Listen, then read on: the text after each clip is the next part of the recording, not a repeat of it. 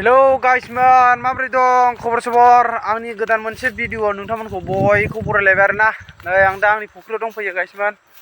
आं दिनै साराखै आरोना दिनै साराखै आं लोगोखौ सारहोदों आरोना लोगो सारगासिनो दं एयाव नै नोंथांमोना नुहुरदों जानो हागौ आं जुम खालामनो एसे नै सारगासिनो दं आरोना आंना सारगासिनो दं जाय बिथांमोना दाबो आंनि बे इउटिउब चेनेलखौ साबस्क्राइब खालामाखै आरोना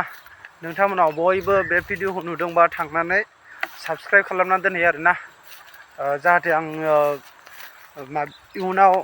भिडिअ गोदान होयोबा नोंथांमोननिसिम फार्स्ट सहैनाय बायदि दा आं फैयो नै जोंना फुख्रिया हाग्रा गोजा जाजोब्बाय आरोना गाइसमोन नैबेखौ मानो सोंदों होनबा दाउब' नेट आरोना बे दाउब' बाबा दाउब' नाङो आरो नैबे नेटआव दा इथिं सारगासिनो दं लोगोआनो जायगाखौ आन्ध्र प्रदेशखौ मादि नुयो नोंथांमोना कमेन्ट बक्सआव खोन्थाहरबानो जाबायना आन्ध्र प्रदेशआव दंफां लाइफां जेबो गैया अनलि नालेंखरल' दं नै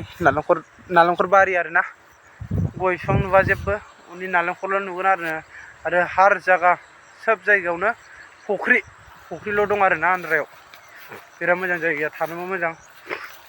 लोगोफोर साबस्क्राइब खालामनो गोदान भिडिअखौ नायदोंबा नोंथांमोन